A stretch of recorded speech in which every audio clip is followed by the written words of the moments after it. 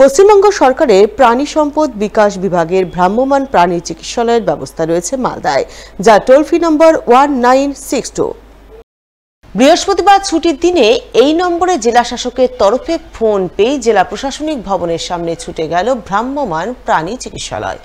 সেখানে গিয়ে প্রাণী চিকিৎসালয়ের চিকিৎসক মোস্তাফিজুর রহমান চিকিৎসা করালেন রাস্তায় অসুস্থ হয়ে পড়ে থাকা এক গবাদি পশু গরুর।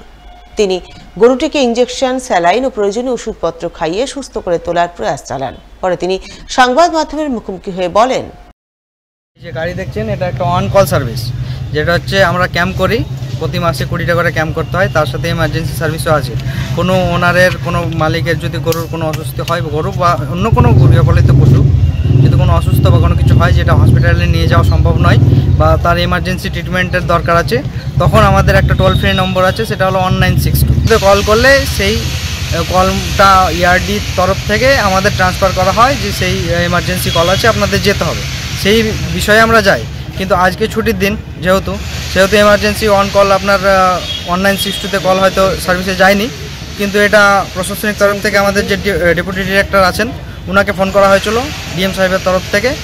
তখন জানা যায় যে এই গরুটা এরকম অসুস্থ আছে এই জায়গাটায়। তখন আমরা সেই মতো পদক্ষেপ নিয়ে সেখানে আসলাম কালেক্টর অফিসের পাশে। কি সমস্যা হয়েছে? সমস্যা তো এখন এই সবেমাত্র আসলাম, দেখলাম, মানে যা বুঝছি যেটা হচ্ছে হয়তো খাওয়ারের কোনো সমস্যা হয়েছে, হয় প্লাস্টিক বা অন্য কিছু খেয়েছে যেখানে ইনডাইজেশন হয়েছে। মালদা শহরের জুবলি রোড এলাকায় সবুজ সাথী সংঘের 60তম বার্ষিক সাংস্কৃতিক অনুষ্ঠান হয়ে গেল বুধবার।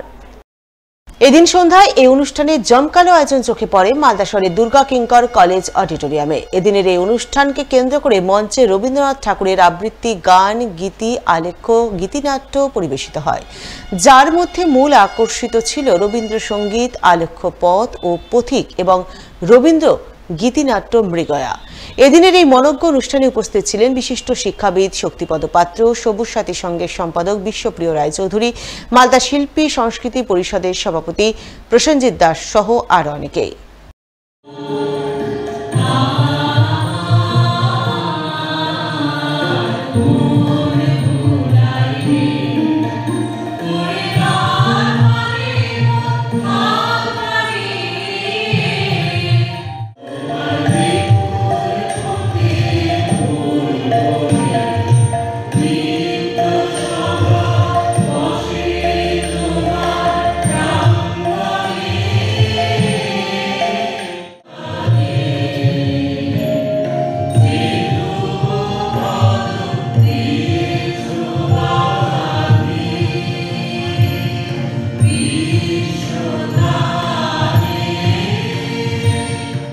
দুঃখ ভোলা তিনি রবীন্দ্রনাথ।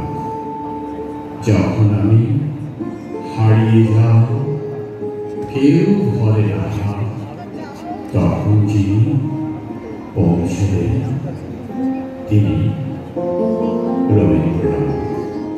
সবুজ সাথী সংঘের এটা 60তম বাৎসরিক অনুষ্ঠান হচ্ছে। আমাদের এখানটায় প্রথমেই যেটা হয়েছে আজকে উদ্বোধনী অনুষ্ঠান সবুজ সাথীর 2টো গান দিয়ে। তারপরে আমাদের একটি আবৃত্তি পরিবেশন করেছেন, উনিও সবুজ সাথীরই সদস্য, অভিশ্যামল মুখার্জি। তারপরে পথ ও পথিক একটি আমাদের গীতিয়ালেখ্য হয়েছে, এবং এখন যেটা হবে সেটা হচ্ছে আমাদের কালমৃগয়া কবিগুরু নৃত্যনাট্য। মালদা ছাড়াও পশ্চিমবঙ্গের বিভিন্ন জায়গায় আমরা এই অনুষ্ঠান করেছি, এবং আমন্ত্রণ পেলে আমরা সেখানে গিয়েও অনুষ্ঠান করি। বছরে আমরা 5টি অনুষ্ঠান করি।